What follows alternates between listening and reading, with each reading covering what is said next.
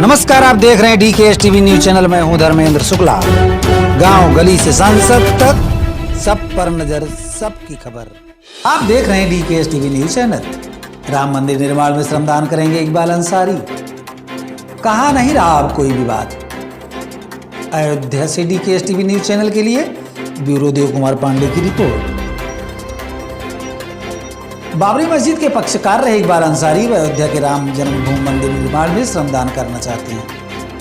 उनका कहना है कि हिंदुस्तान हमारा है, इसलिए चाहे वह मंदिर हो या मस्जिद हो या गुरुद्वारा हो, सभी को सहयोग करना चाहिए। सुप्रीम कोर्ट में मुकदमा था, लेकिन आज सारी चीजें खत्म हो चुकी हैं। अब हिंदू और मुसलमान में कोई विवाद नहीं रहा, इसलिए अब मंदिर के निर्माण का कार्य शुरू है और हम उसमें श्रमदान करेंगे। इकबाल अंसारी ने कहा कि हम यह चाहते हैं कि हिंदू और मुस्लिम दोनों लोग मंदिर और मस्जिद के नाम पर लड़ाई न करें। हिंदू और मुस्लिम दोनों लोगों से अपील करते हैं कि मंदिर निर्माण में श्रमदान करें। अयोध्या का जो महत्व है वह पूरी दुनिया में कहीं नहीं है।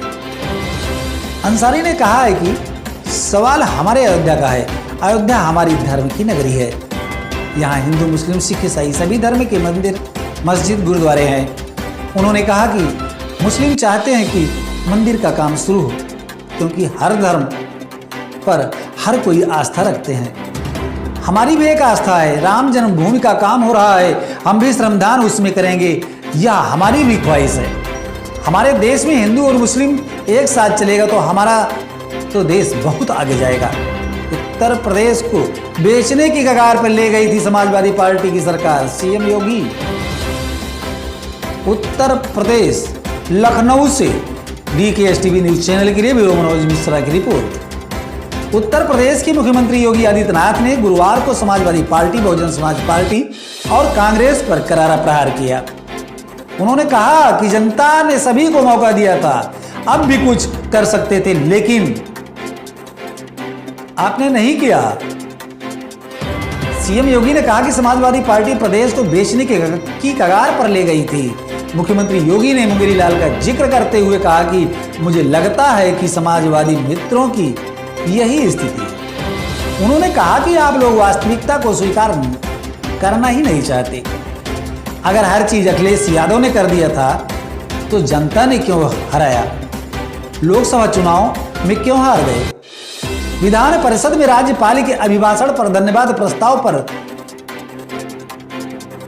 चर्चा के दौरान सीएम योगी ने पूज्य प्लीज अखिलेश सरकार पर निशाना साधते हुए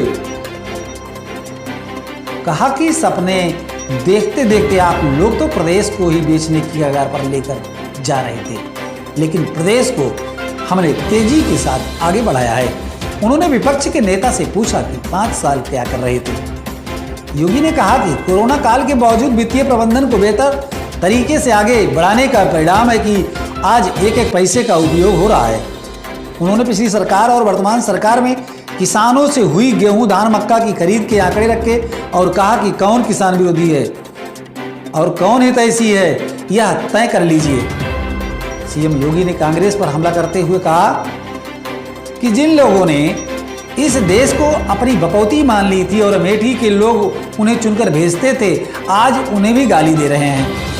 उन्होंने कहा कि उस अमेठी में भी मेडिकल कॉलेज नहीं खोल पाए थे, हम वहां भी मेडिकल कॉलेज खोल रहे हैं।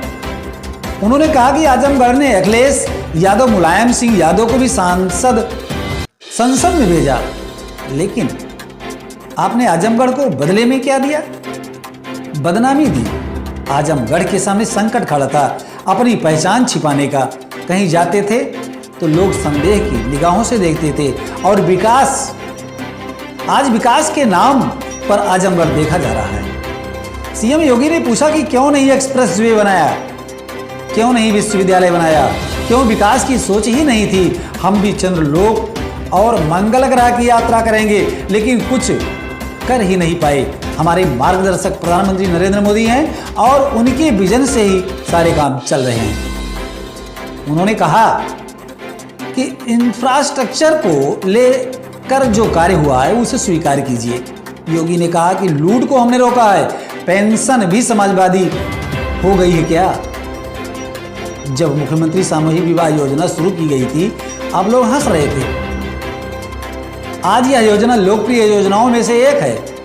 उन्होंने महिला वृद्धा पेंशन और छात्रवृत्ति सहित कई योजनाओं की तुलना पिछली सरकार से तुलना करते हुए कहा कि हमने खांचों और खेमों में बांटकर किसी को नहीं देखा। योगी ने कहा कि हमने हर पात्र को लाभ पहुंचाया। उन्होंने कहा यह बदली हुई तस्वीर यूपी की है। सीएम योगी ने कहा कि एयर कनेक्टिविटी को लेकर प्रदेश के अंदर पहले की तुलना में कितना गुना कार्य हुआ है। आवागमन की बेहतर सुविधाएं लोगों को मिलनी शुरू हुई हैं। इसका परिणाम भी सामने आ रहा है। कोई भी निवेशक आज प्रदेश में आ सकता है, उसे पता है कि इंफ्रास्ट्रक्चर बेहतर हो रहा है। बिजली इनके समय में दिखती भी नहीं थी। उन्होंने प्रधानमंत्री अटल बिहारी वाजपेयी की कविता सुनाते हुए कहा कि आदमी न छोटा होता है, न बड़ा होता है, न ऊंचा होता है और न नीचा होता है, आदमी तो सिर्फ आदमी होता है। योगी ने कहा कि हमने जाति, मत, मजहब, क्षेत्र, भाषा नहीं सीखा है। उन्होंने यह भी कहा कि हमने 24 करोड़ जनता को ध्यान में रखकर योजना बनाई है। फिर मिलेंगे अगली खास खबरों के साथ, तब तक के लिए नमस्कार।